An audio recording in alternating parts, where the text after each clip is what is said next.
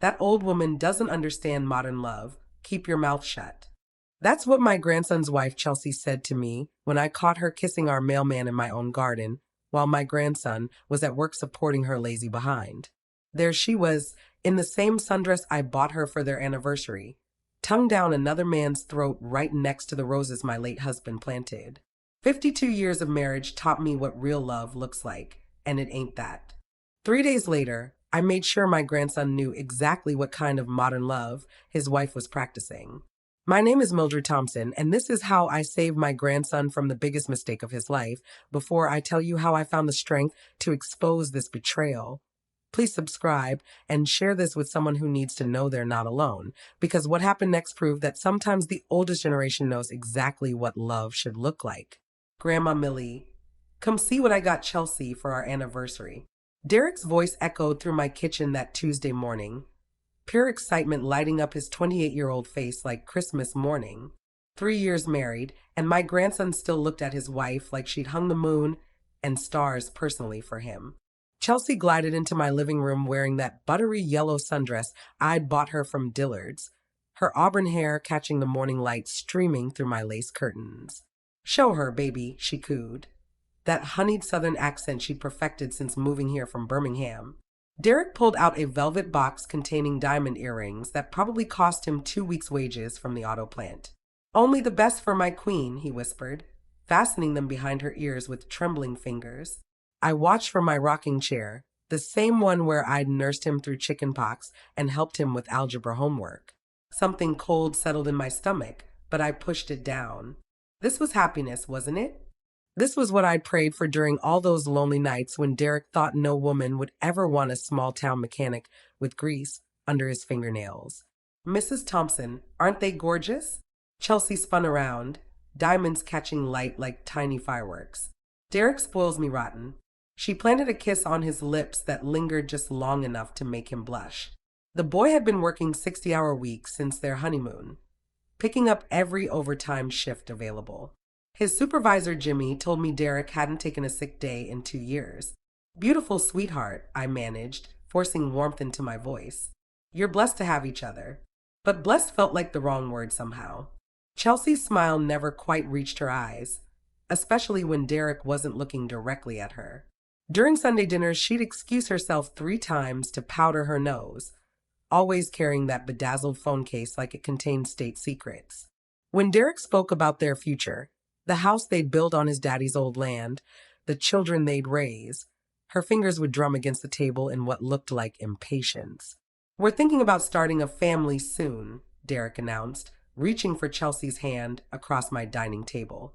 Maybe by next Christmas, there'll be a little one running around here.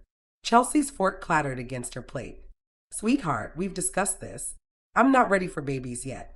I want to travel first, see Paris, maybe take that photography course in Atlanta. Her voice carried an edge sharp enough to cut glass. Derek's face fell like a deflated balloon. Of course, honey. Whatever makes you happy. Whatever makes you happy. That phrase became Derek's religion, and Chelsea its demanding deity. New tires for her SUV when money was tight. Girls' trips to Nashville every other month.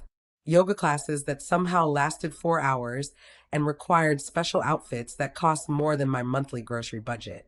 She deserves nice things, Grandma, Derek would say when I gently suggested maybe they should save money instead.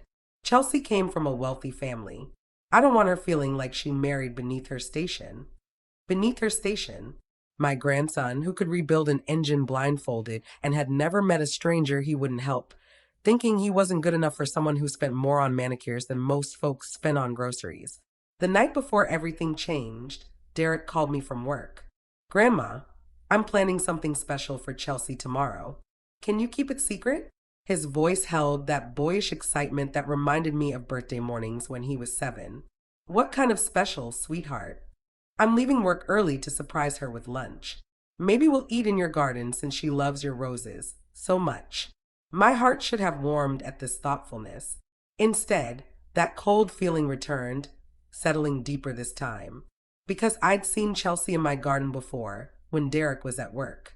And she wasn't admiring roses. The first red flag appeared on a Thursday in March, though I didn't recognize it as such at the time.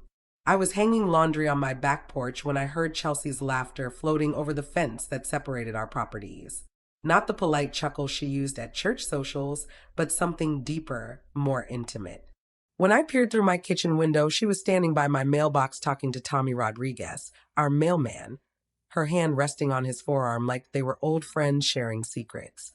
Mrs. Thompson, Tommy called when he spotted me, just telling Chelsea here about the best route for her morning jogs. Wouldn't want her getting lost in these back roads. Morning jogs. Since when did Chelsea jog? The woman who complained about walking from the parking lot to the grocery store entrance? How thoughtful, I replied, watching Chelsea's cheeks flush pink. I didn't know you'd taken up running, dear. Oh, you know me. Always trying new things. She smoothed down her hair, avoiding my eyes. Tommy was just explaining the safest paths through the woods. That evening, I mentioned it to Derek over coffee. Your wife started jogging, did you know? His eyebrows shot up in surprise. Really? She never mentioned it. That's great, though. She's been saying she wants to get in shape. He smiled that trusting smile that made my heart ache. Maybe I should join her on weekends. Maybe you should. I agreed, though something in Chelsea's demeanor earlier told me weekend jogging partners weren't part of her plan. The second flag came 2 weeks later during Easter Sunday dinner. Chelsea's phone buzzed incessantly throughout Grace, each vibration making her more agitated. Finally, she excused herself to take what she called an important call from her sister in Birmingham. Tell Patricia I said hello, Derek called after her. Through my bathroom window, I could see Chelsea pacing in my garden, phone pressed to her ear, her free hand gesturing wildly.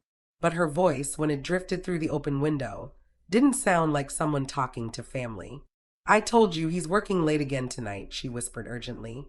Yes, the old woman's here, but she'll be asleep by 9. Old woman. My 74 years of life reduced to an inconvenience in someone else's schedule. When she returned, Derek asked, how's Patricia doing? Oh, same old problems, Chelsea waved dismissively. Work drama, nothing important. But her sister Patricia had been dead for 2 years. I knew because I'd sent flowers to the funeral. The third flag nearly knocked me over. I was weeding my tomato plants the following Tuesday when I heard Derek's truck pulling into their driveway an hour earlier than usual. Through the hedge, I watched him bound up their front steps carrying a bouquet of daisies, probably planning to surprise his wife with an early lunch. But Chelsea wasn't inside. She was 3 houses down, sitting in a blue Honda Civic I didn't recognize, leaning across the console in what appeared to be deep conversation with a man whose face I couldn't see clearly. When Derek's truck door slammed, she startled like a deer caught in headlights, quickly kissed the stranger's cheek, and practically sprinted toward their house. Baby, you're early. I heard her call out, breathless, as she met Derek at their front door. I was just getting the mail. Their mailbox sat empty. Tommy had already made his rounds hours ago. That night, I called my neighbor Ethel May. You been seeing any strange cars in the neighborhood lately? Now that you mention it, there's been a blue Honda parking on Maple Street pretty regular. Why? Just curious. Probably someone visiting the Hendersons. But the Hendersons lived on Oak Street, 2 miles away. Sleep became elusive after that. I'd lie in my bed listening for sounds that didn't belong. Car doors closing too softly, hushed voices in my garden, footsteps on gravel when Derek was working late shifts. My late husband Harold used to say I had eyes in the back of my head and ears like a bloodhound. Millie, he'd tease, you could hear trouble coming from 3 counties away. Trouble wasn't coming from 3 counties away. It was living right next door, wearing diamond earrings and calling itself modern love. Wednesday afternoon arrived with the kind of oppressive Alabama heat that makes even sitting still feel like work. I was in my kitchen making sweet tea when I heard the familiar rumble of the mail truck turning onto our street. Through my window, I watched Tommy Rodriguez park at the curb, but instead of his usual efficient route from house to house, he lingered at my mailbox, checking his watch like he was waiting for something. That something turned out to be Chelsea. She emerged from her back door wearing that yellow sundress again, the one Derek had complimented just that morning before leaving for his double shift. Her hair was freshly curled, makeup applied with the kind of care you don't typically invest for a quiet afternoon at home. She moved toward Tommy with the confidence of someone who'd made this walk before. I pressed myself against my kitchen window, heart hammering against my ribs like a trapped bird. What I witnessed next burned itself into my memory with the permanence of a cattle brand. Chelsea didn't just approach Tommy, she melted into him. Her arms slipped around his neck with practiced familiarity while his hands found the small of her back, pulling her closer against his mail truck. The kiss that followed wasn't the tentative brush of new attraction. It was hungry, desperate, the kind of kiss that spoke of established intimacy and stolen time. My roses, the ones Harold had planted for our 25th anniversary, bloomed innocent and beautiful behind them, their red petals a stark contrast to the betrayal unfolding in their shadow. The irony wasn't lost on me.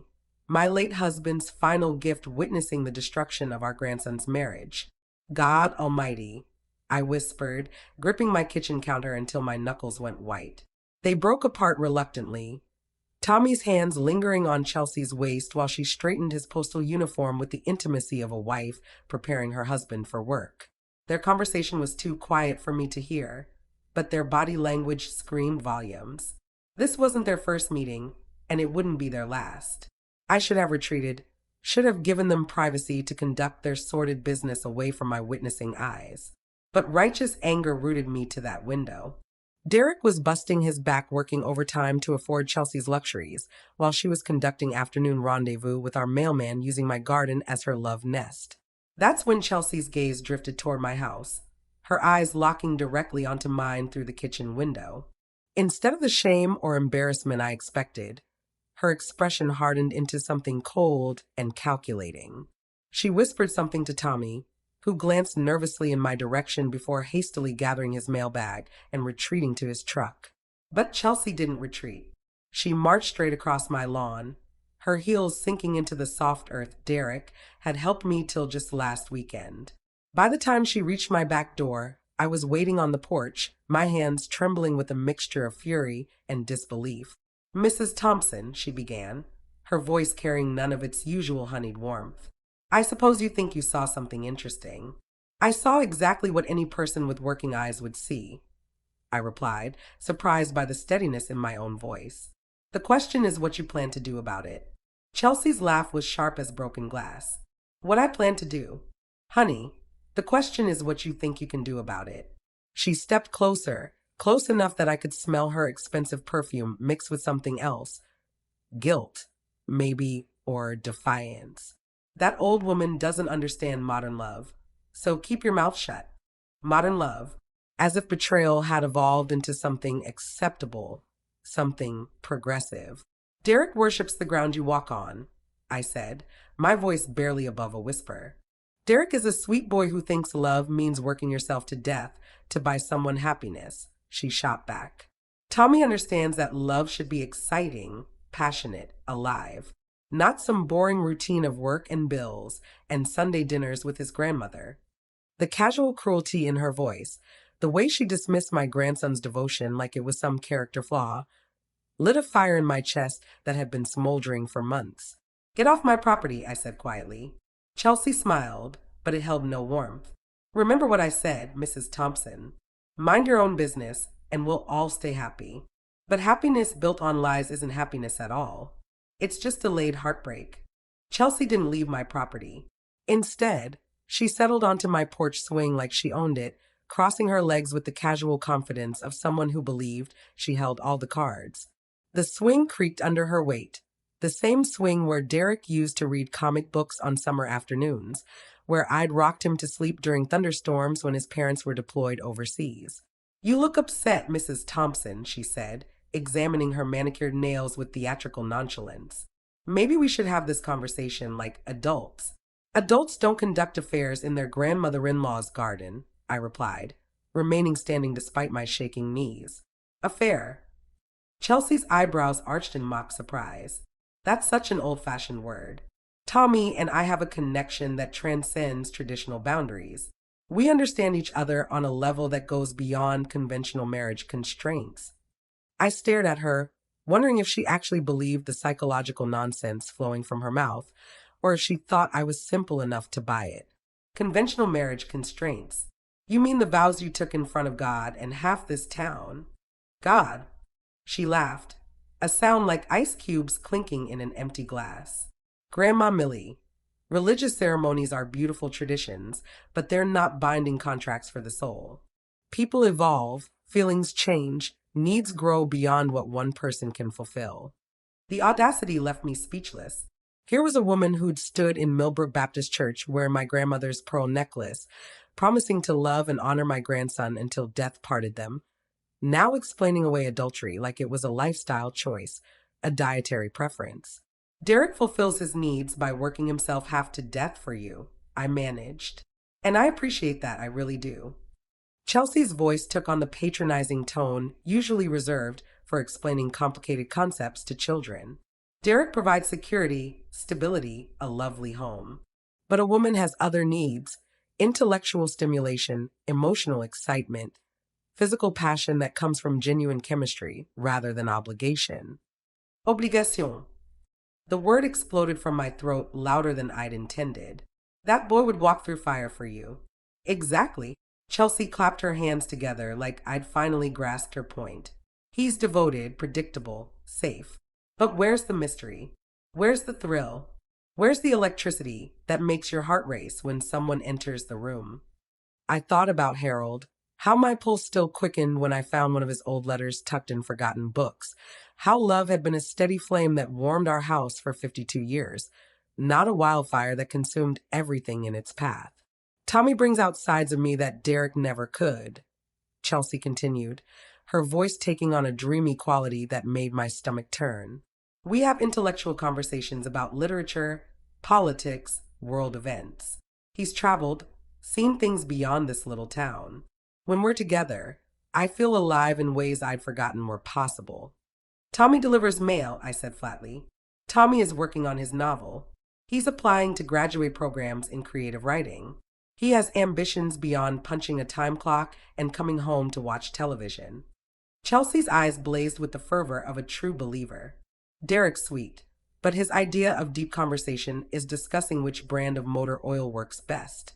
The casual dismissal of my grandson's character, the reduction of his worth to stereotypes about blue-collar men, ignited something primal in my chest. Derek could discuss everything from astronomy to philosophy when the mood struck him, but he'd learned early that intellectual curiosity wasn't valued in environments where masculinity was measured by practical skills. And what about Derek's feelings in this modern love equation of yours? I asked. Chelsea's expression softened into something that might have passed for sympathy if I didn't know better. Derek will be hurt initially, of course, but eventually he'll realize this is better for everyone. He'll find someone who appreciates his particular qualities, someone more suited to his lifestyle and aspirations. We want different things from life, Mrs. Thompson. It's not fair to either of us to pretend otherwise. So you've decided his future for him. I've decided my own future, she corrected. Derek's an adult who can make his own choices once he has all the information. Information you're not planning to give him. Chelsea stood, smoothing her yellow dress with deliberate care. Tommy and I aren't ready to make our relationship public yet. We're still exploring the depths of our connection, figuring out logistics. Derek doesn't need to be hurt unnecessarily while we're working through details. Details, like she was planning a dinner party instead of destroying my grandson's life. How long has this been going on? I heard myself ask. 6 months, she answered without hesitation, apparently proud of the milestone. Since Tommy started covering this route, we connected immediately. It was like recognizing someone I'd known in another lifetime. 6 months. While Derek worked overtime to afford her anniversary gift, while he planned their future family, while he bragged to coworkers about his beautiful wife, who made him feel like the luckiest man alive. You're going to tell him, I said. It wasn't a question. Chelsea's smile returned, cold and confident. Actually, Mrs. Thompson, you're going to mind your own business and let adults handle adult situations. Because if you interfere, if you hurt Derek with incomplete information or create unnecessary drama, I'll make sure he knows exactly how his bitter, lonely grandmother tried to sabotage his marriage out of jealousy. The threat hung between us like poison gas, and I realized Chelsea had been planning for this moment, preparing her defense against discovery. In her twisted narrative, I would become the villain who couldn't bear to see Derek happy with someone who wasn't good enough for her impossible standards. But she made one critical error in her psychological warfare. She'd underestimated exactly how far a grandmother would go to protect her grandson from a predator wearing a wedding ring. That night, sleep became as elusive as catching smoke with bare hands. I lay in my bed listening to every creak of the old house, every rustle of wind through Harold's oak trees, every distant sound that might indicate Derek's truck returning from his late shift. The red numbers on my alarm clock seemed to mock me. 11:47 p.m., 12:23 a.m., 1:56 a.m., each minute stretching into an eternity of moral wrestling. Should I tell him? The question circled my mind like a vulture, picking at every angle until my thoughts bled raw. On one hand, Derek deserved to know the truth about the woman sharing his bed, spending his money, making plans for a future she had no intention of honoring. On the other hand, what if I was wrong? What if there was some explanation I couldn't see? Some context that would make sense of what I'd witnessed? But there was no mistaking what I'd seen. Chelsea's hands in Tommy's hair, the practiced way they moved together, the casual intimacy that spoke of months, not moments. The way she defended it afterward, like betrayal was just another lifestyle choice, another path to personal fulfillment. By Friday morning, I developed a ritual of misery. Coffee at sunrise, watching Derek's bedroom window for signs of life, wondering if he lay beside his wife sensing something wrong, or if trust had made him blind to the performance happening under his own roof. When he emerged for work, lunch pail in hand, whistling some tune I didn't recognize, my heart cracked a little more. "Morning, Grandma Millie," he called across the yard, his smile bright enough to power the whole street. "Beautiful day, isn't it?" Beautiful. While his wife was probably already planning her next rendezvous with our mailman. "Lovely, sweetheart," I managed, forcing cheer into my voice. "You working late again tonight?" "Double shift through Sunday," he confirmed, pride evident in his voice. "Chelsea wants to redo the guest bathroom, and those fancy tiles she picked out aren't cheap. But she's worth every penny." Worth every penny. While she repaid his devotion with afternoon affairs and psychological manipulation. That evening, I called my sister Dorothy in Mobile, desperate for someone to share the burden crushing my chest. If you knew something that would hurt someone you loved, but not knowing might hurt them worse, what would you do? Lord, Millie, that's quite a question. You talking about Derek? I can't say specifically, but hypothetically. Dorothy's silence stretched across the phone lines before she spoke carefully. Hypothetically, I'd ask myself whether I was protecting them from pain or protecting myself from having to cause it. Sometimes we convince ourselves we're being kind when we're really being cowardly. Cowardly. The word stung because it carried truth. Part of me wanted to stay silent not for Derek's sake, but because speaking up would make me responsible for his pain. If I never said anything, I could maintain the illusion that his heartbreak wasn't my fault. Saturday brought no relief. I caught glimpses of Chelsea through her kitchen window, moving around their house with the casual confidence of someone living a double life without consequence. When Derek returned from work, exhausted but still eager to spend time with his wife, I watched them from my porch as they grilled hamburgers in their backyard. "You seem tired, baby," Chelsea said, rubbing Derek's shoulders with theatrical concern. "Maybe you should take Sunday off, spend some time together." "Can't afford to, sweetheart. We're so close to having enough saved for that bathroom renovation." "Oh, don't worry about that," Chelsea waved dismissively. "We can wait on the renovation.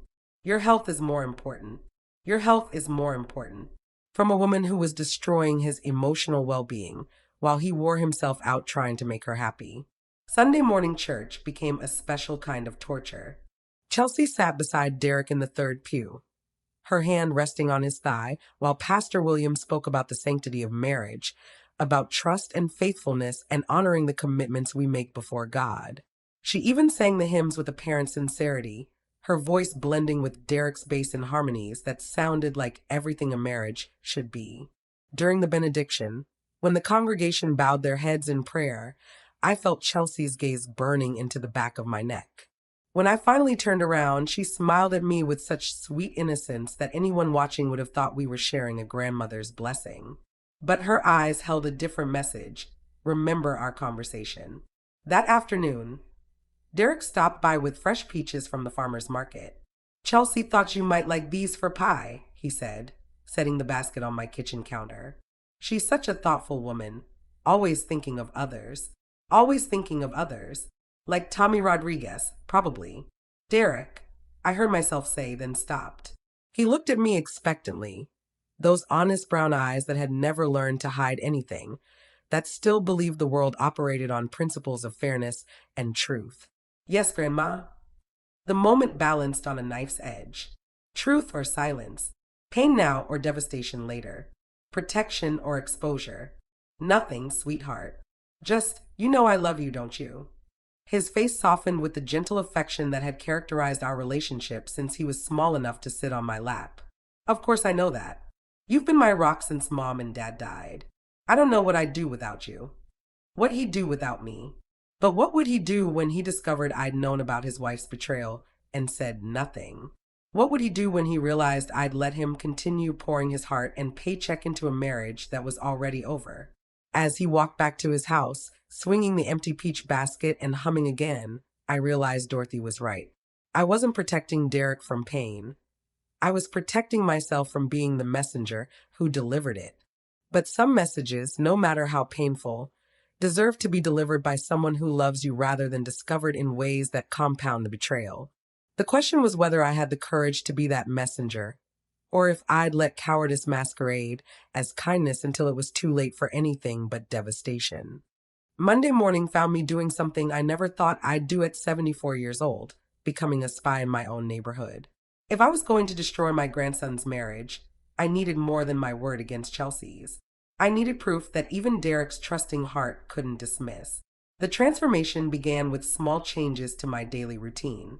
Instead of my usual morning coffee on the front porch, I stationed myself at my kitchen window with a pair of binoculars Harold had used for bird watching.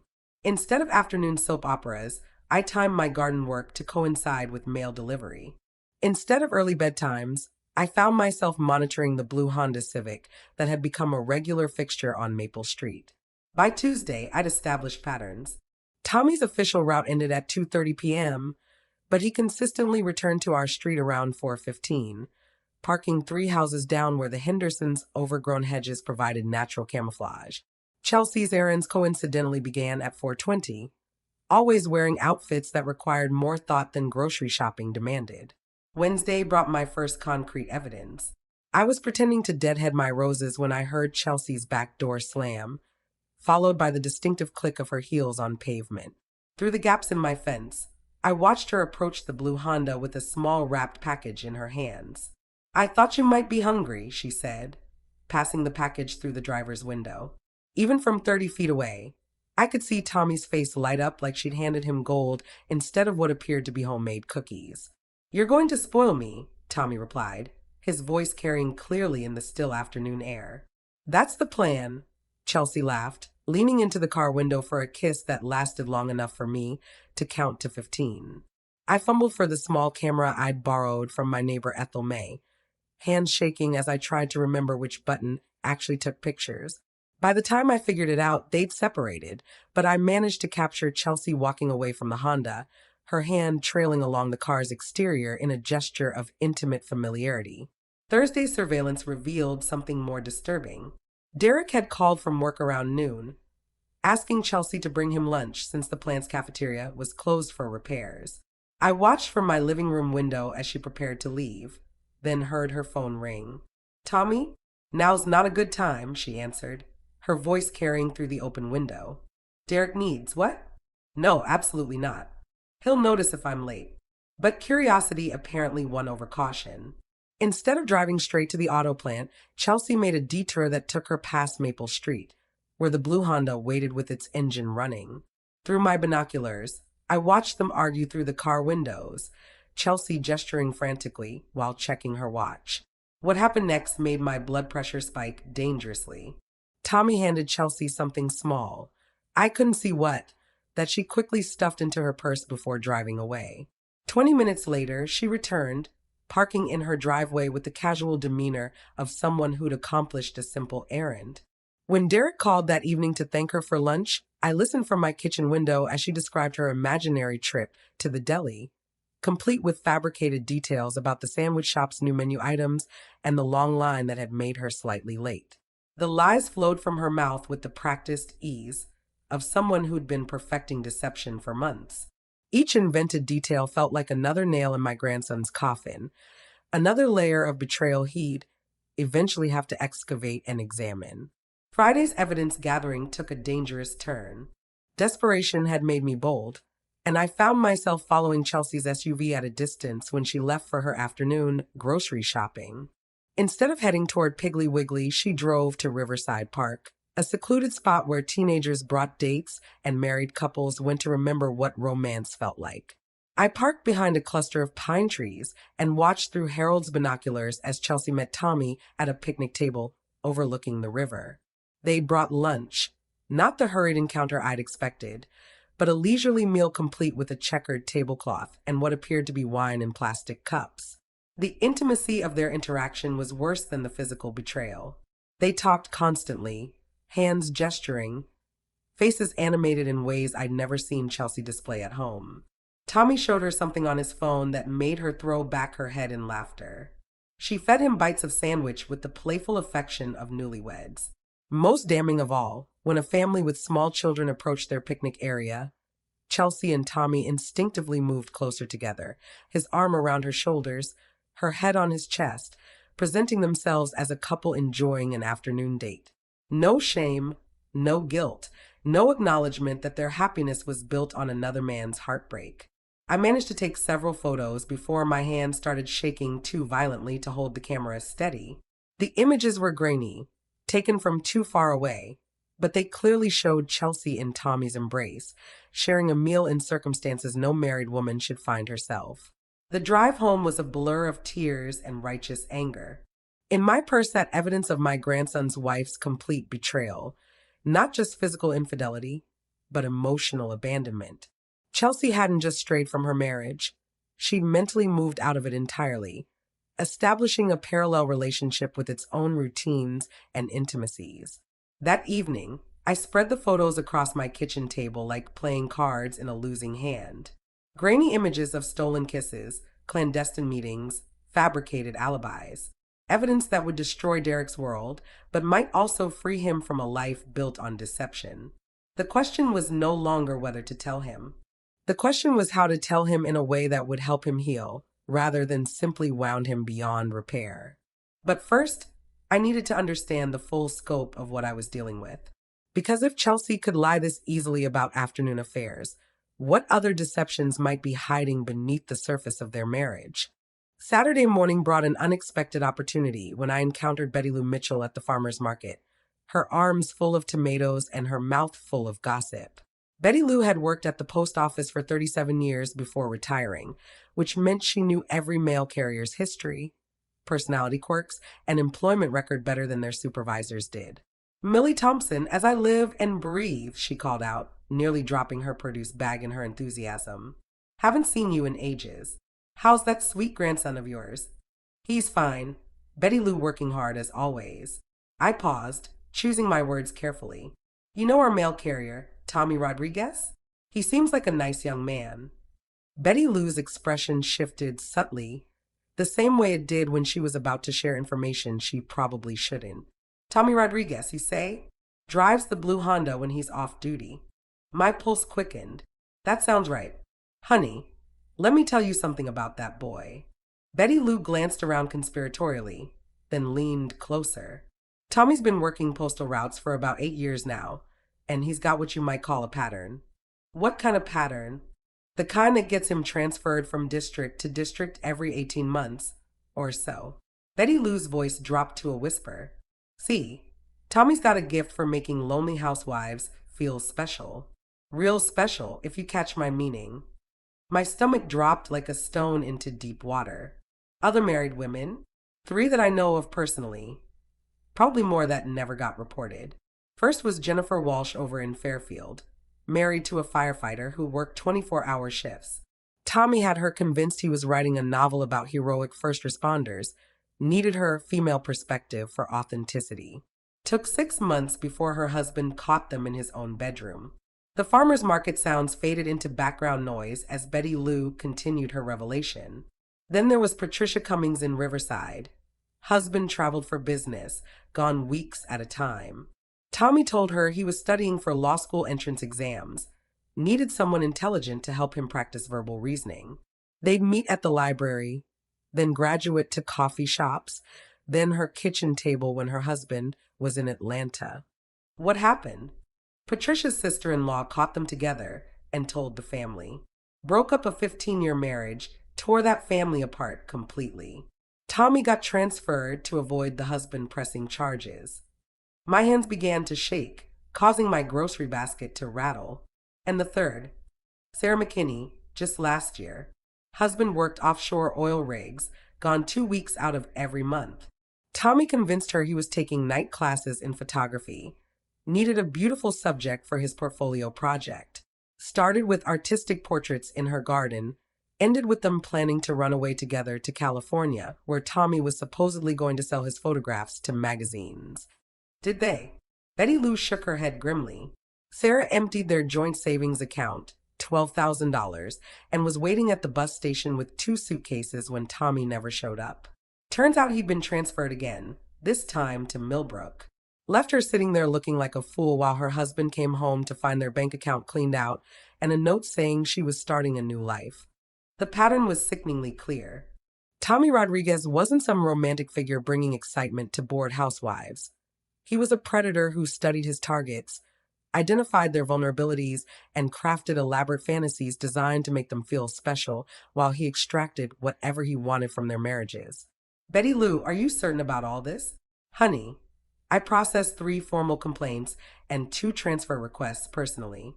Tommy's supervisor keeps moving him around hoping the boy will mature out of this behavior. But a leopard doesn't change his spots. She studied my face carefully. You're not asking out of idle curiosity, are you? Chelsea, Derek's wife, seems friendly with Tommy. Betty Lou's face fell like she'd just watched a car accident happen in slow motion. Oh, Millie, that sweet boy doesn't deserve this. What exactly does Tommy tell these women? How does he convince them to risk their marriages? Same story every time with variations. He's this sensitive, artistic soul trapped in a mundane job, studying for something better, working on creative projects that require a special woman's insight and support. He makes them feel like they're his muse, his inspiration, the missing piece that will help him achieve his dreams. Creative Writing Graduate School.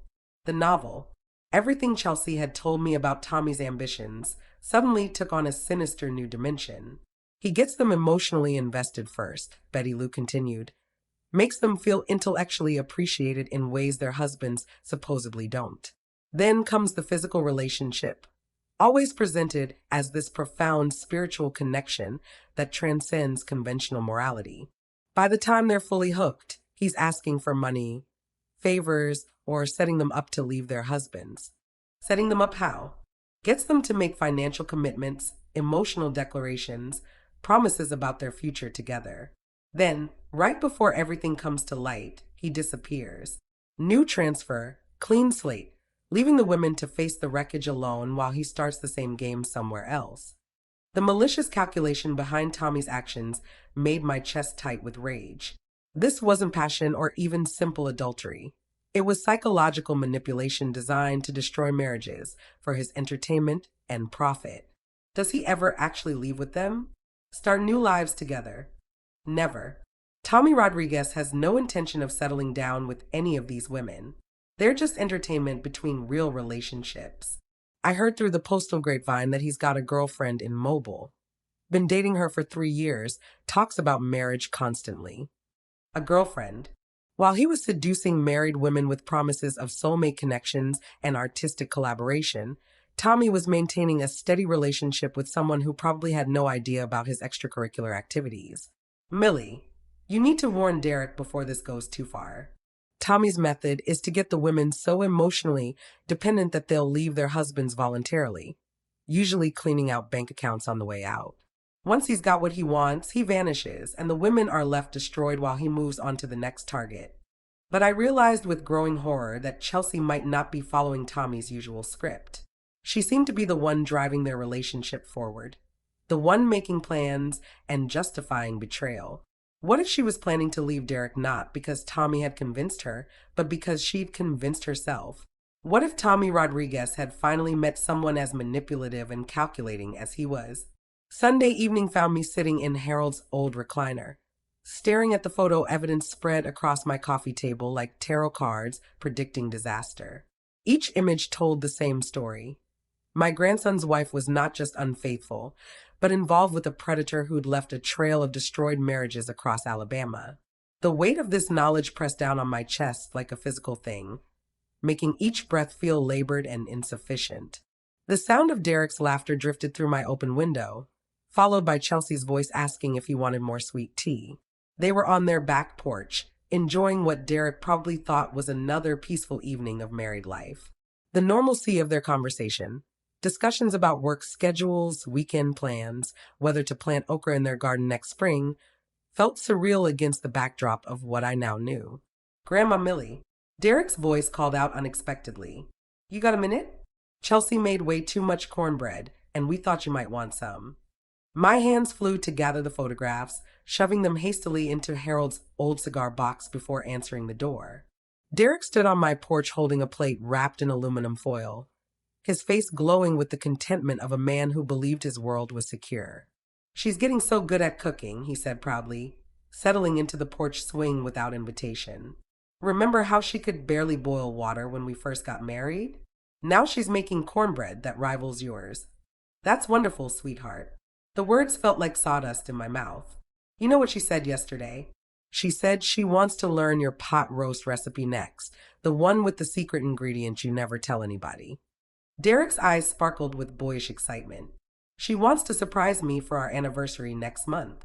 Anniversary. While she was planning surprise dinners, Chelsea was also planning clandestine meetings with a man who viewed her as just another conquest in a long string of broken marriages. Derek, I began carefully. Are you and Chelsea happy? Really happy? His expression shifted, surprise mixing with something that might have been concern. Of course we are, Grandma. Why would you ask that? Sometimes marriages go through difficult phases. Sometimes people change. Change how? Derek leaned forward, his mechanic's hands clasping and unclasping nervously. Is there something you're not telling me? Has Chelsea said something to you? The moment balanced on a knife's edge. Truth hovered just behind my teeth, ready to spill out and shatter everything Derek believed about his life. But looking into his trusting face, I realized that telling him would make me responsible not just for revealing the betrayal, but for destroying his faith in love itself. No, sweetheart. I just worry sometimes you working so much, her being alone so often. That's actually going to change soon. Derek's face brightened again. I'm up for a promotion to supervisor. More money, better hours, more time at home with my wife. More time at home, which would presumably interfere with Chelsea's afternoon arrangements. I wondered if she knew about his potential promotion, if she was factoring it into whatever timeline she and Tommy had established for their future. That's wonderful news, Derek. The best part is, if I get it, Chelsea won't have to work at all when we start having kids. She can stay home, maybe take those photography classes she's always talking about. Derek's voice carried the dreamy quality of a man planning a future he couldn't imagine being derailed. She's so artistic, you know? Always seeing beauty in things other people miss. Beauty in things other people miss. Like the beauty in betraying a devoted husband while he worked overtime to finance her dreams.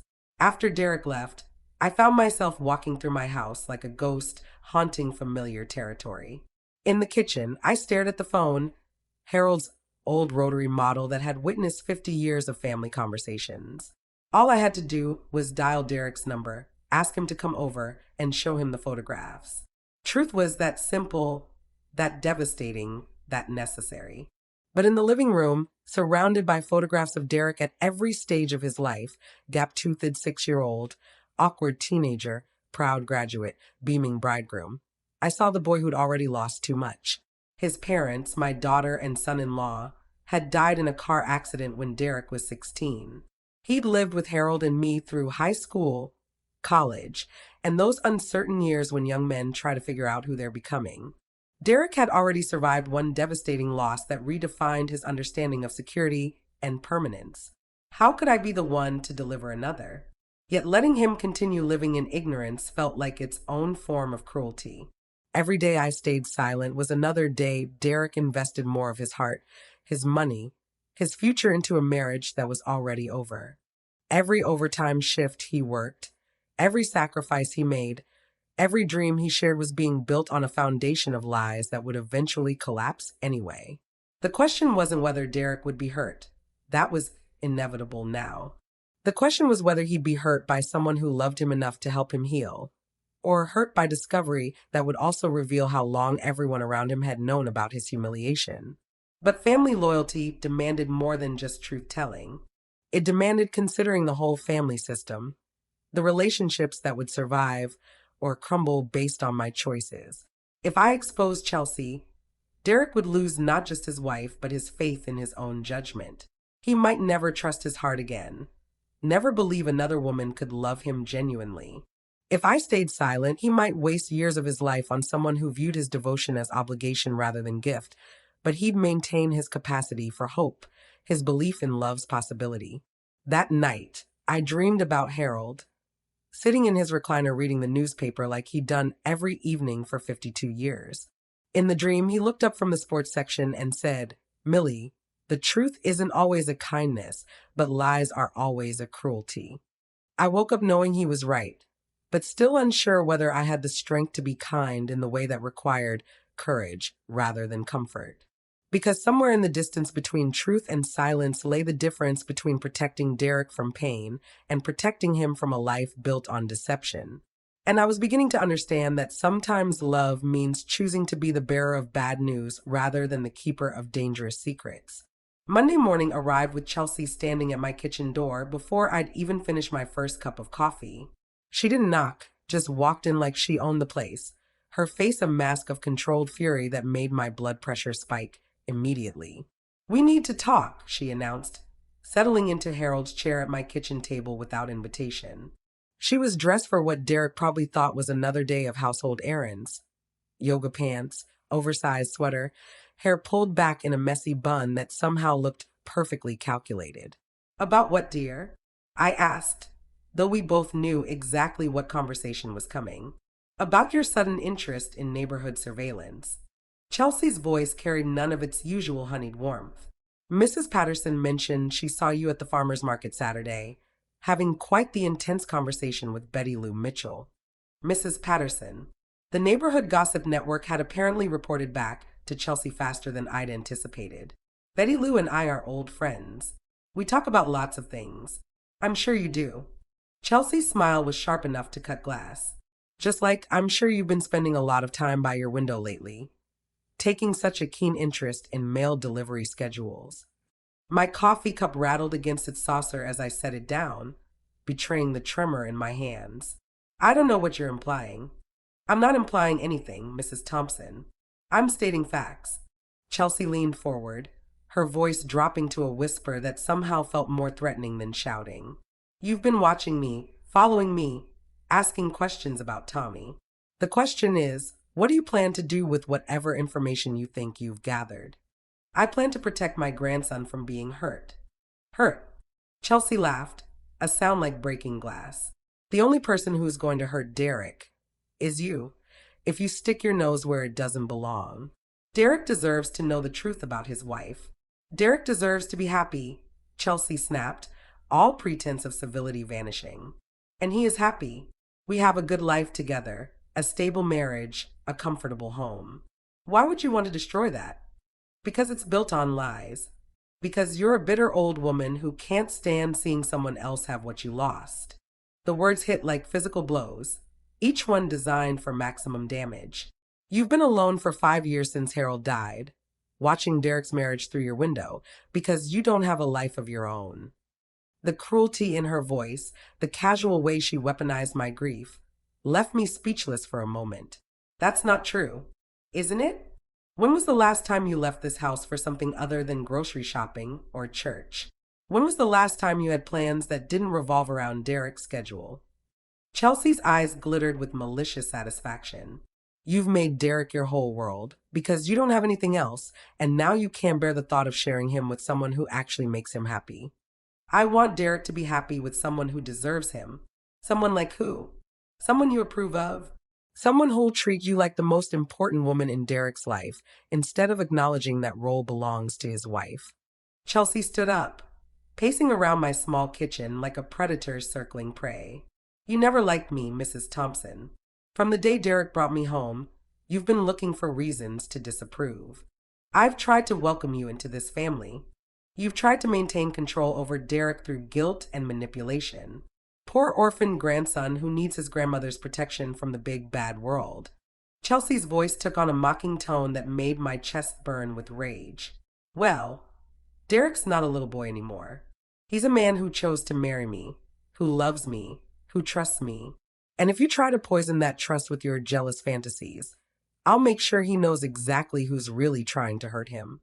Jealous fantasies? I saw you with Tommy Rodriguez. I have photographs.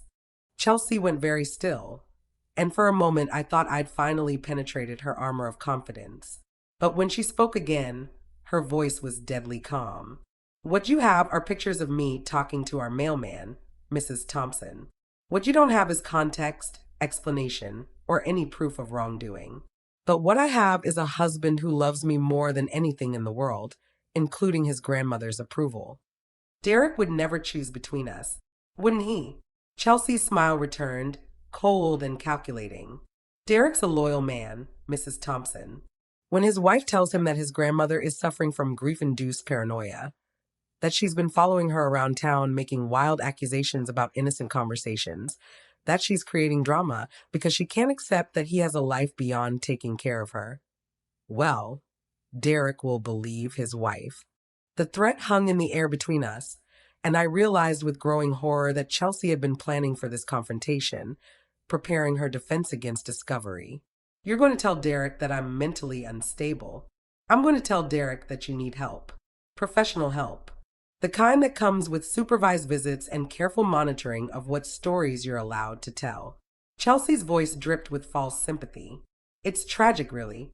A widow so consumed by loneliness that she starts seeing threats everywhere, imagining conspiracies, making accusations against the daughter-in-law whose only crime was loving her grandson. He won't believe you. He'll want to believe me, Mrs. Thompson. Because the alternative is accepting that his beloved grandmother is losing her mind, and Derek couldn't bear that possibility. Chelsea moved closer, her voice dropping to a whisper. I'll suggest therapy, medication, maybe a nice assisted living facility where you can get the care you obviously need.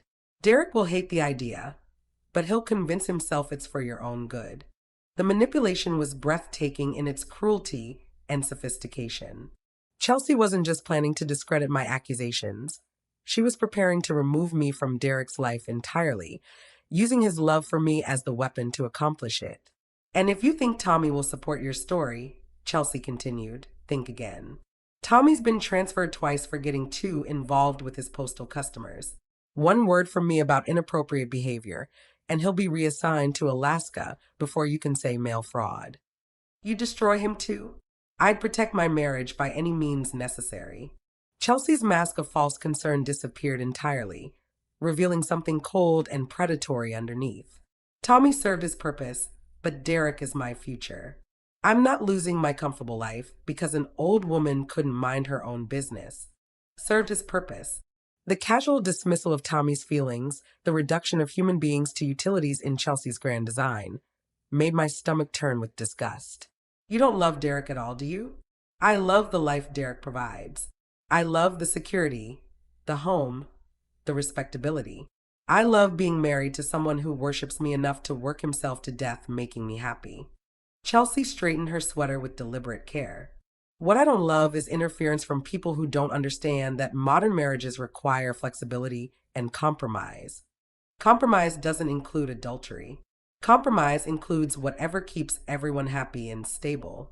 Derek gets a devoted wife who takes care of his home and makes him feel like a king. I get freedom to pursue my own interests without judgment or restriction. It's a perfectly reasonable arrangement, until Derek finds out. Derek will never find out because you're going to keep your mouth shut and your opinions to yourself. Chelsea headed toward my kitchen door, then turned back with one final threat.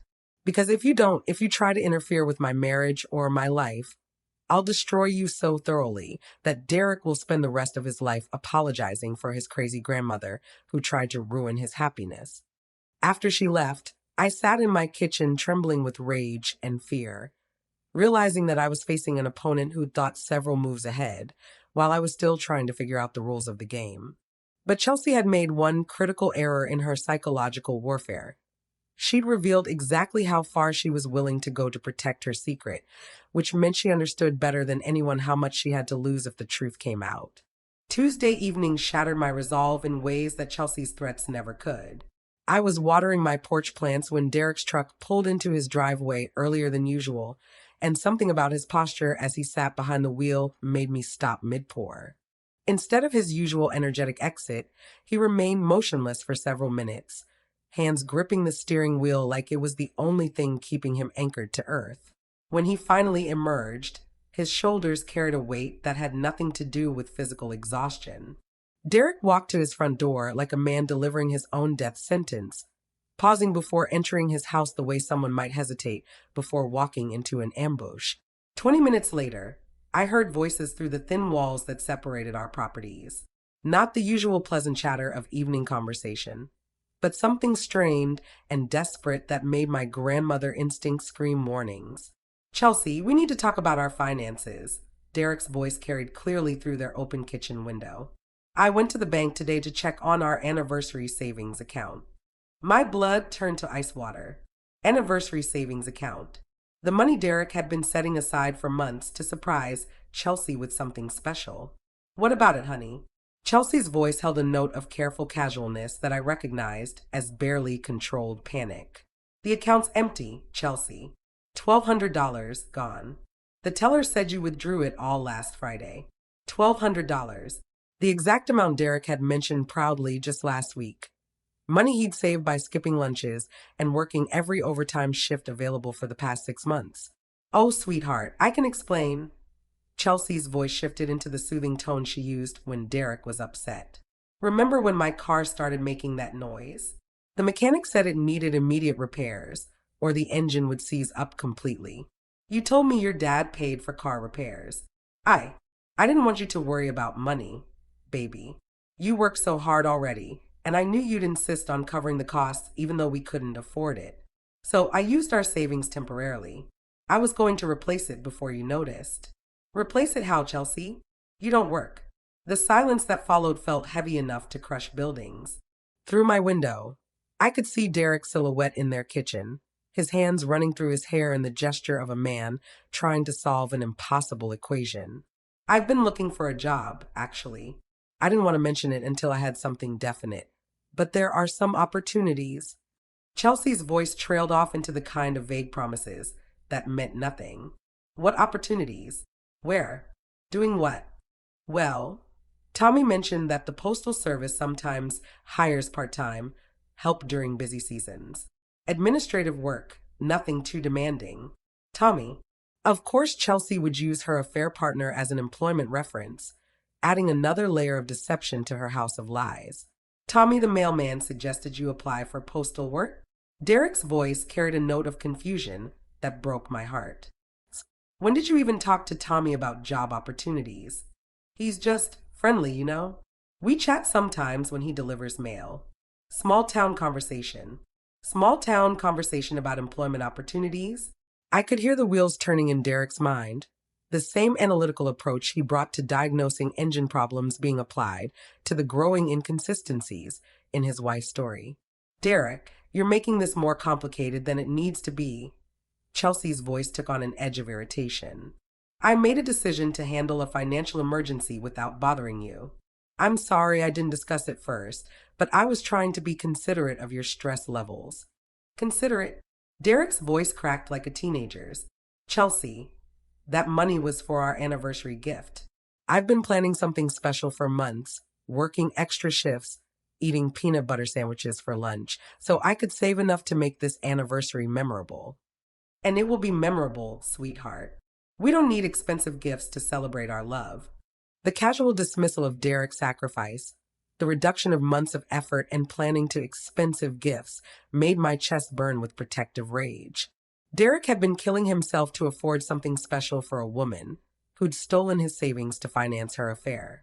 It wasn't about expensive gifts, Chelsea. It was about showing you how much you mean to me, about proving that I can provide for you the way you deserve. Baby, you don't need to prove anything to me.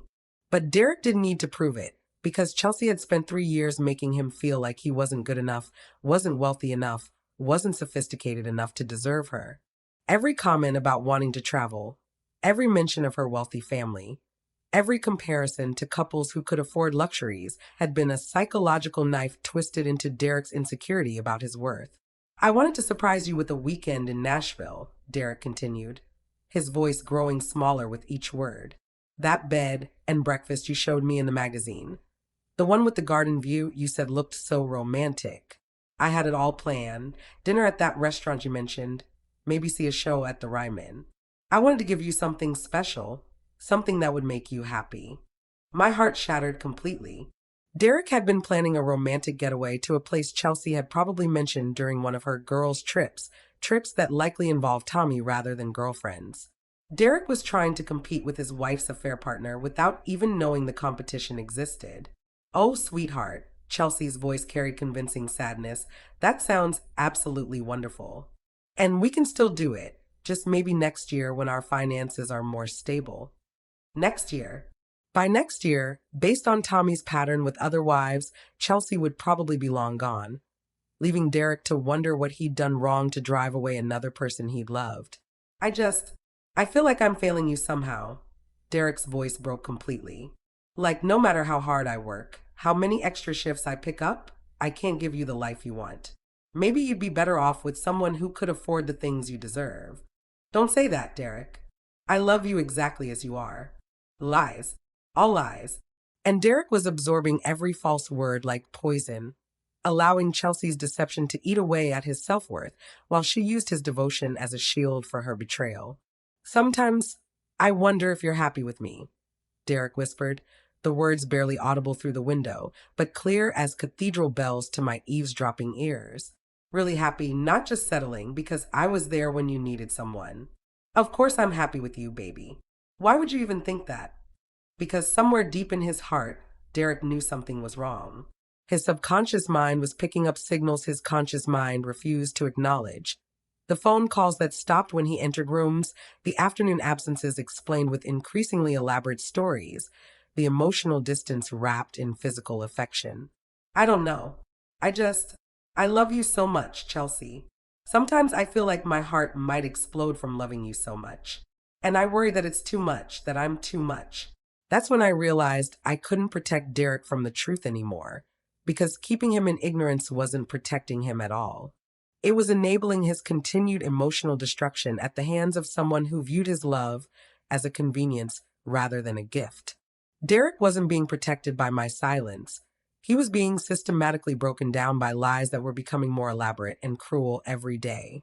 And every moment I allowed it to continue was another moment of his life stolen by someone who didn't deserve his devotion. Standing in my kitchen, listening to my grandson apologize for loving too much while his wife manipulated his guilt to cover her betrayal, I finally understood what Harold's dream had been trying to tell me. The truth wasn't always a kindness, but lies were always a cruelty. And I'd been complicit in that cruelty long enough. Derek deserved better than a life built on deception, and he deserved to hear the truth from someone who loved him enough to bear the cost of delivering it. Wednesday morning, I called Derek before his shift started. Sweetheart, can you come over for coffee? There's something important I need to discuss with you. Sure, Grandma. Is everything all right? You sound different. Everything will be all right, but we need to talk. 20 minutes later, Derek sat across from me at my kitchen table, his work clothes still carrying the scent of motor oil and honest labor. He cradled his coffee mug like it might provide answers to questions he hadn't yet learned to ask. Derek, I began, my hands trembling despite my resolve. What I'm about to tell you is going to hurt. But keeping it from you would hurt you worse. His face went pale, the color draining away like water from a broken dam. Is it your health? Are you sick? No, sweetheart. I'm fine. I reached across the table and took his free hand in both of mine. This is about Chelsea. Chelsea. Derek's eyebrows drew together in confusion. What about Chelsea? Derek, your wife is having an affair. The words hit him like physical blows. Derek actually recoiled, his chair scraping backward against my linoleum floor as he pulled his hand away from mine. What did you just say? Chelsea is having an affair with Tommy Rodriguez, our mailman. It's been going on for months. That's... Derek shook his head violently, standing up so fast his chair nearly toppled over. That's impossible. You're wrong. Chelsea loves me. Derek, please sit down. Let me show you. Show me what? Grandma, I don't know what's gotten into you, but Chelsea would never were happy. We're planning our future together. I retrieved Harold's cigar box from the counter, my hands steady now that the moment had finally arrived. Derek, I have photographs. Photographs of what? But even as he asked, something in his voice had changed, fear creeping in around the edges of denial. I spread the pictures across the table like evidence in a courtroom. Grainy images of Chelsea kissing Tommy beside my roses, Chelsea leaning into the blue Honda, Chelsea and Tommy sharing lunch at Riverside Park, her head on his shoulder, his arm around her waist. Derek stared at the photographs without touching them, as if physical contact might make them more real than his mind could handle. These could be anybody, he whispered, but his voice lacked conviction. Look at the yellow sundress, Derek. The one you complimented yesterday morning. Look at her hair, her jewelry. Look at the earrings you bought her for your anniversary. Derek's breathing became labored, each inhalation sounding like it was being torn from his chest.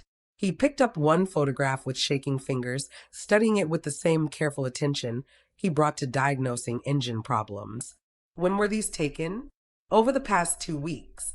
Derek, I saw them together in my garden last Wednesday. I confronted Chelsea, and she told me I didn't understand modern love. Modern love? Derek's voice cracked on the words. She said you provide security and stability, but Tommy gives her intellectual stimulation and excitement.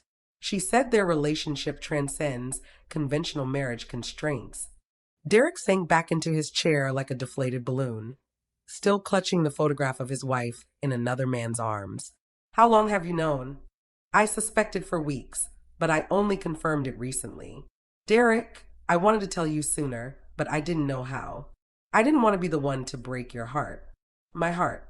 Derek laughed, a sound like glass breaking. God, Grandma, I've been working myself half to death trying to make her happy, and she's been lying to you. The money, Derek said suddenly, his voice gaining strength as puzzle pieces clicked into place. The anniversary savings. She didn't spend it on car repairs, did she? I don't think so, sweetheart. And the job opportunities Tommy mentioned. Jesus Christ, they've been planning this together. Derek's hands clenched into fists. How stupid am I? How completely, utterly stupid. You're not stupid, Derek. You're trusting. You believed your wife loved you, because that's what husbands should be able to believe. But there were signs, weren't there? Things I should have noticed, questions I should have asked. Derek's voice grew harder, anger beginning to burn through the shock.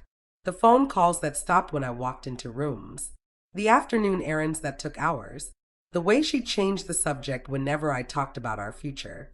You couldn't have known. I could have if I'd been paying attention instead of being so goddamn grateful that someone like Chelsea would marry someone like me. Derek stood again, pacing around my small kitchen like a caged animal.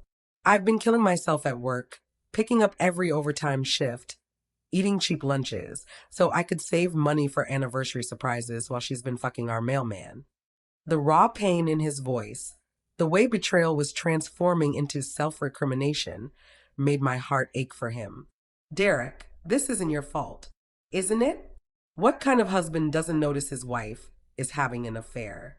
What kind of man works overtime to afford gifts for a woman who's stealing his savings to spend on another man? The kind of man who loves deeply and trusts completely. Those are good qualities, Derek, not weaknesses. Good qualities that got me played for a fool by my own wife. Derek stopped pacing and turned to face me, his eyes bright with unshed tears. How many people know? How many people in this town have been watching me work my ass off for a woman who's been cheating on me? I don't think anyone else knows. But they suspected, didn't they? People must have seen things, noticed things, wondered why Derek Thompson's wife was so friendly with the mailman. The humiliation was eating him alive, and I realized that betrayal wasn't just about broken trust. It was about shattered self-perception, about discovering that the story you'd been telling yourself about your life was completely fiction. What am I supposed to do now? Derek asked, his voice small and lost. How do I go home and look at her? How do I pretend I don't know while I figure out what to do next? You don't pretend, sweetheart. You confront her with the truth. And then what? Divorce? Starting over at 28 with nothing to show for 3 years of marriage, but a pile of debt and a broken heart? And then you begin building a life based on truth instead of lies. Derek, you deserve someone who values your love instead of exploiting it. Derek sat back down heavily, staring at the photograph spread across my table like tarot cards predicting disaster. I really loved her, Grandma. God help me. Part of me still loves her. I know, sweetheart. That's what makes this so hard. But I can't unknow this, can I? I can't go back to believing in our marriage, our future, our happiness. No, you can't. But you can go forward with the truth, and sometimes the truth, even when it hurts, is the only foundation strong enough to build a real life on. Derek nodded slowly, gathering the photographs into a neat stack with hands that had stopped shaking. Will you be there when I talk to her? If you want me to be. I want you to be. Derek's voice was stronger now, pain hardening into resolve. Because Chelsea's going to try to make this my fault somehow, isn't she? She's going to say I drove her to it, that I didn't give her what she needed. Probably. And I want a witness who knows the truth about who's really responsible for destroying this marriage. Derek waited until Chelsea returned from what she claimed was a trip to the grocery store, though the single shopping bag she carried couldn't have justified the 3-hour absence. I stood in my kitchen doorway, close enough to intervene if needed, but far enough to let Derek handle his own confrontation. Hey, baby, Chelsea called out cheerfully as she entered their house, apparently oblivious to the storm waiting for her. I picked up ingredients for that casserole you like. Thought we could have a nice dinner together. We need to talk, Chelsea. Derek's voice carried none of its usual warmth, and I watched Chelsea's demeanor shift immediately from casual happiness to wary alertness. Of course, sweetheart. Let me just put these groceries away. Now, Chelsea, we need to talk now. Through their kitchen window, I could see Chelsea setting down her bag with deliberate slowness, buying time to assess whatever had changed in Derek's tone and posture. Derek, you're scaring me a little. What's wrong? What's wrong? Derek's laugh held no humor. What's wrong is that my grandmother just showed me photographs of my wife kissing another man in her garden. The silence that followed was so complete I could hear my own heartbeat. Chelsea went completely still, her back to Derek as she gripped the edge of their kitchen counter. Derek, I don't know what you think you saw, but I didn't see anything, Chelsea. Grandma Millie saw you. She saw you with Tommy Rodriguez, and she took pictures. Derek's voice grew stronger with each word. Pictures of you kissing him, pictures of you meeting him at Riverside Park, pictures of you acting like a couple while I was at work. Chelsea turned around slowly, and even from my distance I could see her switching tactics, her expression morphing from surprise to wounded innocence. Sweetheart, your grandmother is elderly, and sometimes older people can misinterpret innocent interactions. Innocent interactions. Derek's voice exploded with months of suppressed frustration. Chelsea, I've seen the photographs. There's nothing innocent about what you were doing. Pictures can be misleading, taken out of context. Then give me context. Derek slammed his hand against their kitchen table hard enough to rattle the dishes. Explain to me why you were kissing our mailman while I was working overtime to afford your anniversary gift. Derek, please calm down. You're not thinking clearly. I'm thinking more clearly than I have in months. Everything makes sense now. The phone calls, the errands, the money missing from our savings account. Chelsea's face went pale at the mention of money. What money? The $1,200, Chelsea. The money I saved for our anniversary trip. You didn't spend it on car repairs, did you? Derek, you're confusing multiple issues here. Am I? Because Tommy Rodriguez has a pattern, Chelsea. A pattern of seducing married women, making them feel special, getting them emotionally and financially invested, then disappearing when their husbands find out. I could see Chelsea's mind racing, trying to process how much Derek had learned and how to counter it. That's ridiculous. Tommy and I are friends, nothing more. Your grandmother is obviously suffering from some kind of paranoid delusion. Don't. Derek's voice cut through her words like a blade. Don't you dare try to make this about my grandmother's mental health. She's not the one who's been lying and cheating and stealing. Stealing? Derek, I'm your wife. My wife who took our anniversary savings without permission to spend on another man. My wife who's been planning a future with someone else while letting me work myself half to death trying to make her happy. I never planned a future with anyone else. Then what were you planning, Chelsea? What exactly did you think was going to happen with Tommy? For the first time since the confrontation began, Chelsea seemed truly cornered, her usual quick responses failing her. Derek, relationships are complicated. Sometimes people connect in ways that don't fit traditional boundaries. Traditional boundaries like marriage vows, like the expectation that one person can fulfill every need, every desire, every intellectual and emotional requirement another person has. Derek stared at his wife like he was seeing her clearly for the first time. So this is my fault? Because I couldn't fulfill your every need. It's nobody's fault. It's just human nature. People grow. They change. They discover things about themselves. Things like the fact that they don't actually love their husbands. I do love you, Derek. No, you don't. Derek's voice was quiet now, filled with sad certainty rather than anger. You love what I provide. You love having someone work overtime to pay for your lifestyle while you explore your options with other men.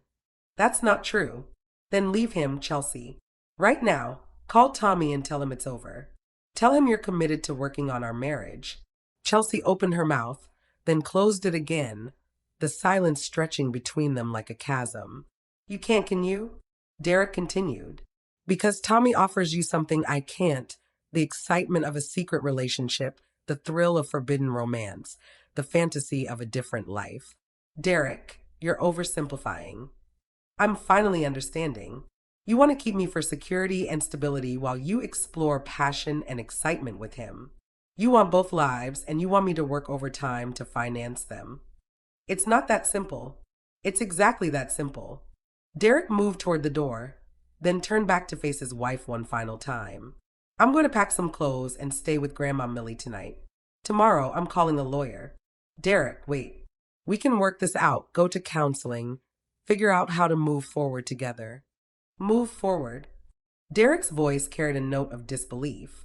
Chelsea, you've been living a double life for months. You've stolen from me, lied to me, and made me feel like I was failing as a husband because I couldn't make you happy. There's no moving forward from that. But I chose you. In the end, I chose our marriage.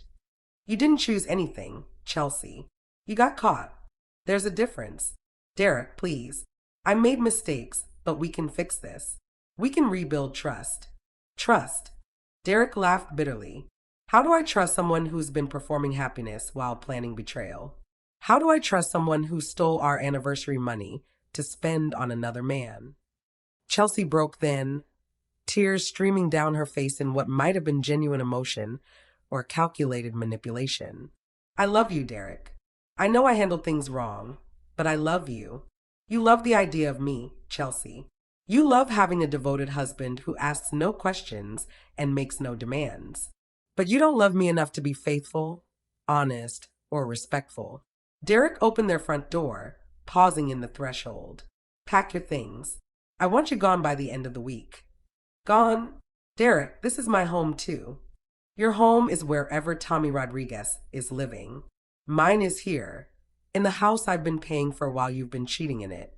As Derek walked across the yard toward my house, carrying a hastily packed overnight bag, I heard Chelsea calling after him through their open door.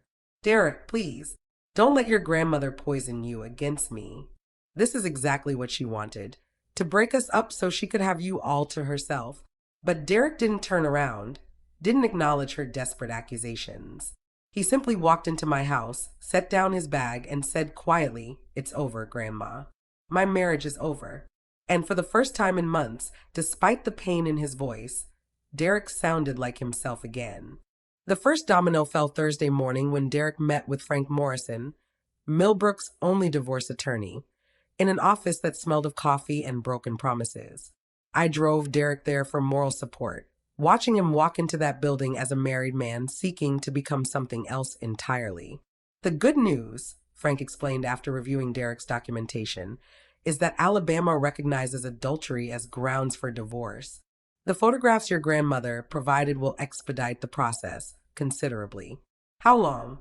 Derek asked, his voice steady but tired. 6 months, maybe less if Chelsea doesn't contest. Given the evidence, I doubt she'll want this dragged through public hearings. Frank shuffled through papers with the efficiency of someone who'd handled too many similar cases. The challenging part will be financial settlement.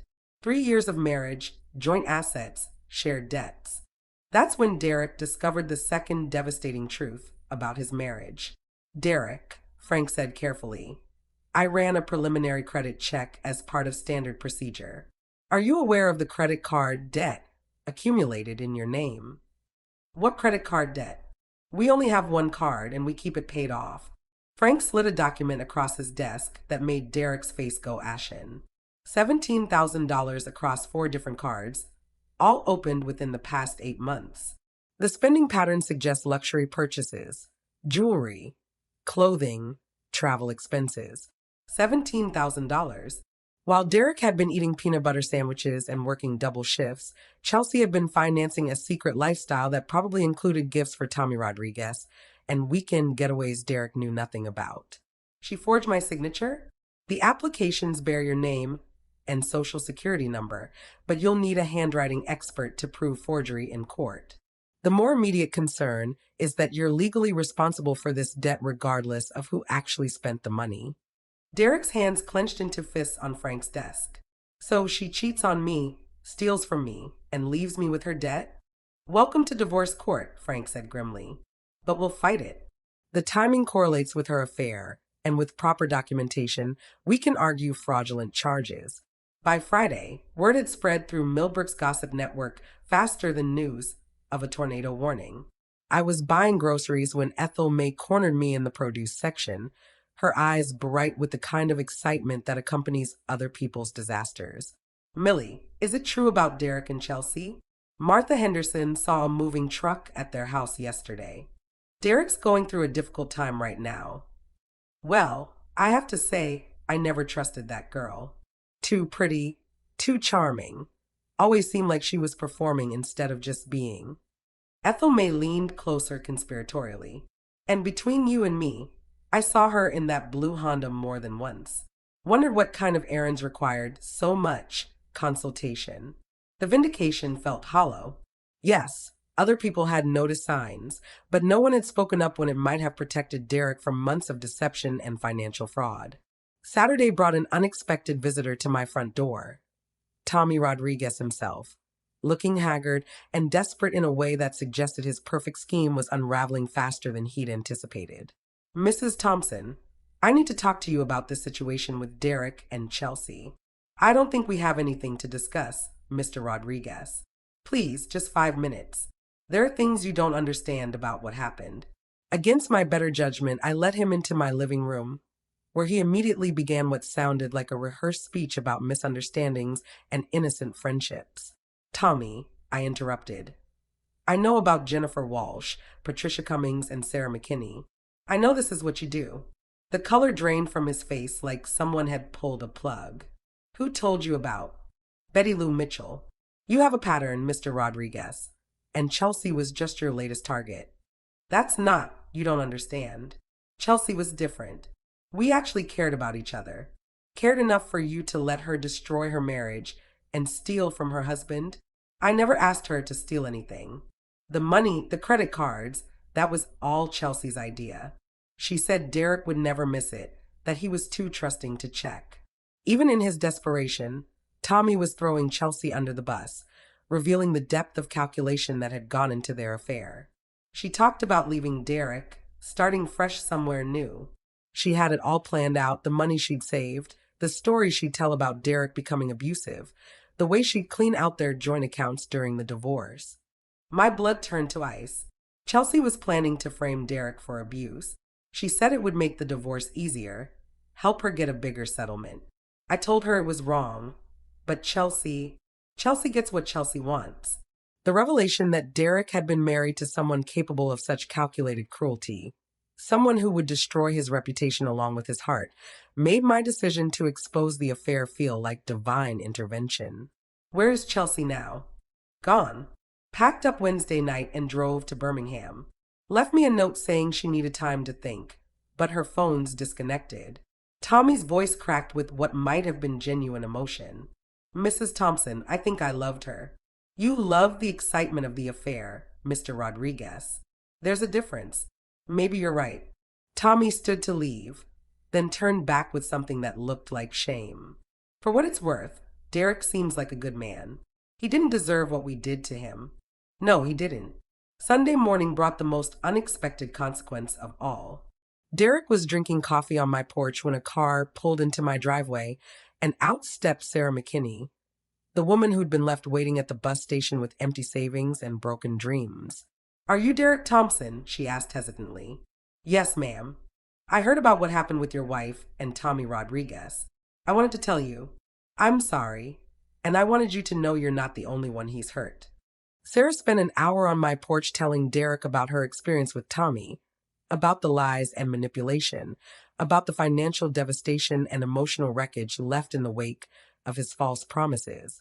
The hardest part, she said, wasn't losing the money or even losing my marriage. It was feeling like such a fool, like I should have known better.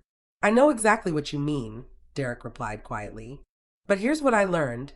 Being trusting isn't the same as being foolish.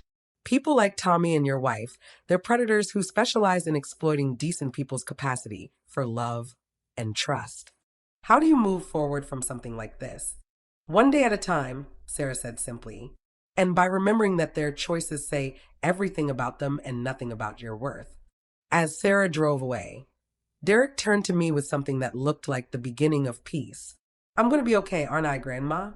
You're going to be better than okay, sweetheart. You're going to be free.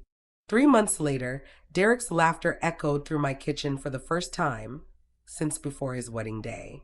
He was attempting to teach me how to use the smartphone he'd bought me for my 75th birthday, and my technological incompetence was providing more entertainment than either of us had expected. Grandma, you don't have to press so hard. It's a touch screen, not a telegraph key. In my day, if you wanted to make something work, you pressed it firmly. I protested, jabbing at the screen with the determination of someone trying to crack a walnut. Your day was the Stone Age, apparently, Derek teased, gently guiding my finger across the screen to demonstrate proper technique. Look, just a light touch, like you're petting a butterfly. Butterflies don't make phone calls. Neither will you if you keep attacking it like that. The easy banter between us felt like emerging from a long, dark winter into sudden spring. Derek had been staying with me since the confrontation, and watching him slowly transform from a broken man into someone recognizably himself again had been like witnessing a resurrection. The divorce had been finalized the previous week. Chelsea never contested it, apparently having decided that fighting for assets would require her to return to Millbrook and face the consequences of her actions. She'd sent the signed papers from Birmingham along with a terse note acknowledging the credit card debt as her responsibility, though Derek's lawyer suspected we'd seen the last of both Chelsea and any debt payments. Derek, I said, setting down the intimidating phone, do you regret that I told you? Sometimes, late at night, I wonder if I should have minded my own business and let you stay happy in ignorance. Derek stopped fidgeting with the phone and looked at me with the kind of direct attention that reminded me of Harold when he was about to say something important. Grandma, I wasn't happy. I thought I was, but that wasn't happiness. It was delusion. Real happiness doesn't require you to work yourself to death trying to earn someone's love. But you loved her so much. I loved the idea of her, the person I thought she was. But that person never existed. Derek leaned back in Harold's old chair, more relaxed than I'd seen him in years. The woman I married was a performance designed to extract maximum benefit with minimum genuine investment. How do you trust again after something like that? The same way you learned to trust again after Grandpa died, I suppose. You don't stop believing in love because one person perverted it. The wisdom in his voice surprised me. Somewhere in the wreckage of his marriage, Derek had found insights that men twice his age never discover. Besides, he continued with a grin that reminded me of the boy who used to steal cookies from my cooling racks. I'm learning that being alone is completely different from being lonely. For the first time in 3 years, I'm not walking on eggshells, not trying to interpret moods and signals, not wondering what I did wrong to make someone unhappy. And what have you learned about yourself? That I'm actually pretty good company when I'm not constantly worrying about whether I'm enough for someone else. Derek stretched his legs out comfortably. I've been reading again. Remember how I used to love books? Chelsea always made me feel like reading was a waste of time, like I should be doing something more productive. I did remember. Derek had been a voracious reader as a child, constantly checking out library books about everything from astronomy to ancient history. Somewhere in his marriage, that curiosity had been quietly discouraged until it disappeared entirely. What are you reading now? Believe it or not, poetry. There's this guy named Rumi who wrote about love in ways that make you understand the difference between possession and appreciation. Poetry, I mused. Chelsea said Tommy was helping her understand literature. Tommy Rodriguez couldn't analyze a cereal box, much less literature.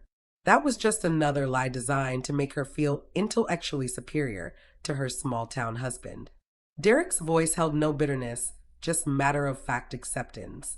I'm realizing how much of our marriage was based on me apologizing for who I was instead of celebrating it. And who are you, Derek Thompson?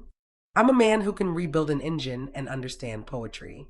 I'm someone who works hard because I believe in earning what I have, not because I think I don't deserve love unless I are performing usefulness. I'm a guy who likes small towns and simple pleasures and conversations that don't require anyone to prove anything. That sounds like someone worth loving. Maybe someday someone will think so. But for now, I'm enjoying discovering that I think so. The transformation was remarkable. Derek had gained weight back, his color had returned, and most importantly, that constant undertone of anxiety that had characterized his interactions during his marriage was completely gone. Derek, there's something I need to tell you. Something I should have said months ago. What's that? I'm proud of you. Proud of how you handled the truth, how you confronted Chelsea, how you've rebuilt your life since then. You turned betrayal into wisdom, and that takes tremendous character. Derek's eyes misted slightly. I couldn't have done it without you, Grandma. Without someone who loved me enough to tell me the truth, even when it hurt. That's what family does, sweetheart. Is it? Because for 3 years, I thought family was about keeping people happy regardless of cost. I thought love meant never causing discomfort, never asking difficult questions, never expecting honesty if it might create conflict. That's not love, Derek. That's enabling. I know that now. Real love sometimes means being the bearer of bad news because the alternative is letting someone you care about live a lie. Derek stood up and moved to my kitchen window, looking out at the garden where Chelsea had conducted her affair just months earlier. But instead of pain, his expression showed something like gratitude. You know what's funny? Tommy Rodriguez accidentally did me a favor. If Chelsea had been better at hiding her affair, I might have wasted decades of my life trying to earn something that was never available for earning. And now I know what counterfeit love looks like, which means I'll recognize the real thing when it comes along. Derek turned back to me with a smile that reached all the way to his eyes. And if it doesn't come along, that's okay too. I'd rather be alone with my self-respect than partnered with someone who makes me feel like I have to apologize for existing. As if summoned by some cosmic sense of timing, my phone rang. The house phone, not the technological marvel Derek was trying to teach me to use. It was Ethel May, calling to invite us both to her grandson's wedding the following month. You should go, Derek, I said after hanging up. It'll be good to celebrate love that's real. I will, Derek replied without hesitation. And who knows? Maybe I'll meet someone who appreciates small town mechanics who read poetry and know the difference between love and performance. Maybe you will. And if I don't, I'll still have a good time celebrating someone else's happiness without wondering what it costs or whether I deserve it. That evening, as Derek helped me with dishes the way he had as a child, I realized that sometimes the greatest gift you can give someone isn't protection from pain, but the truth that helps them understand their own worth. 1 year later, I was tending my roses when I heard familiar laughter coming from Derek's backyard. But this time, he wasn't alone. A woman's voice joined his, not the performed sweetness I'd grown to distrust, but something genuine and unguarded that made me smile before I even saw its owner. Derek Thompson, if you think I'm impressed by your grilling skills, you're absolutely right. The voice said with the kind of comfortable teasing that spoke of real friendship rather than calculated charm. I peeked through the fence to see Derek flipping hamburgers while a woman with kind eyes and paint-stained fingers helped him set up a picnic table. This was Rebecca, the art teacher from the elementary school who'd started showing up in Derek's life about 6 months ago after they'd met at Ethel May's grandson's wedding. Rebecca, you haven't even tasted them yet, Derek protested, but his smile was radiant with the confidence of a man who knew he was valued for exactly who he was. I don't need to taste them to know they're better than my cooking. Yesterday I burned toast. Toast, Derek. It's literally bread that sits in a machine designed specifically to prevent burning. Well, lucky for you. I happen to excel at not burning food. Among other talents, Rebecca replied, and something in her tone made Derek blush like a teenager while he grinned like a man who'd finally learned the difference between being appreciated and being tolerated. This was what real love looked like: easy conversation, mutual admiration, shared laughter that didn't require anyone to diminish themselves to make someone else feel superior. Rebecca knew Derek was a mechanic who read poetry, and she found both aspects equally attractive. Derek knew Rebecca sometimes got so absorbed in her art projects that she forgot to eat, and he loved her absent-minded passion rather than trying to change it. Grandma Millie, Derek called when he spotted me at the fence. Come join us. Rebecca brought those lemon bars you've been requesting the recipe for. I can't stay long, I replied, making my way to their yard. But I'd love to meet the woman who finally convinced Derek to plant tomatoes instead of just talking about it. That was actually a joint effort, Rebecca laughed, wiping her hands on a dish towel. I provided artistic vision for garden layout, and Derek provided actual knowledge about how to keep plants alive. Teamwork, Derek said simply, but the word carried weight that spoke of partnership rather than performance. As we shared lunch in Derek's backyard, I watched him interact with Rebecca with the ease of someone who'd finally learned that love shouldn't require constant translation. He didn't apologize for his interests, didn't downplay his intelligence, didn't work overtime to prove his worth. He simply existed comfortably in his own skin while appreciating someone who did the same. Mrs. Thompson, Rebecca said as we were cleaning up, Derek tells me you're the reason he learned to recognize authentic love. He says you saved his life by telling him the truth when it was hard to hear. I just did what family should do, I replied, but Derek shook his head. Grandma, you did what love should do. Real love doesn't protect people from truth. It gives them the strength to handle it. Derek's voice carried the wisdom of someone who'd learned the difference between enabling and caring. You taught me that someone who truly loves you will risk your temporary anger to protect your long-term happiness.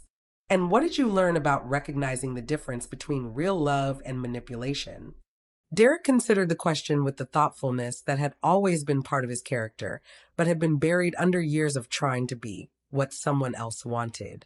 Real love doesn't require you to diminish yourself to make someone else feel superior. It doesn't ask you to apologize for your interests, your background, or your limitations. Real love appreciates your efforts without exploiting them, values your trust without abusing it. And manipulation? Manipulation makes you feel grateful for scraps of affection while working overtime to earn basic respect. It makes you question your own worth while elevating someone else's needs above your own dignity. Derek's voice grew stronger with conviction. Manipulation disguises itself as love, but operates like a business transaction. You provide labor, money, and emotional resources in exchange for the privilege of not being abandoned. Rebecca reached for Derek's hand, naturally, unconsciously, the gesture of someone offering support rather than demanding attention. The biggest difference, Derek continued, is that real love makes you feel more like yourself, not less.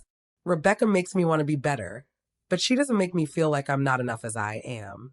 And the warning signs people should watch for? When someone's love seems conditional on your performance, when you find yourself walking on eggshells to avoid triggering their disappointment, when you're constantly apologizing for taking up space or having needs. Derek's voice carried the authority of hard-won experience. When someone uses your love as leverage against you, when they isolate you from people who might question their behavior, when they rewrite history to make you doubt your own perceptions.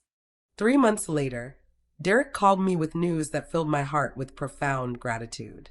He and Rebecca were engaged, but more importantly, they were planning a marriage based on mutual respect rather than complementary dysfunction. Grandma, he said, his voice bright with excitement that felt sustainable rather than desperate. I wanted you to be the first to know. And I want to thank you again for saving me from a life built on lies. You saved yourself, sweetheart. I just provided information. Information delivered with love at exactly the moment I needed to hear it, even though you knew it would hurt. As I hung up the phone, I realized that sometimes the greatest act of love isn't protecting someone from pain, but trusting them with truth. Derek's story wasn't just about recognizing betrayal.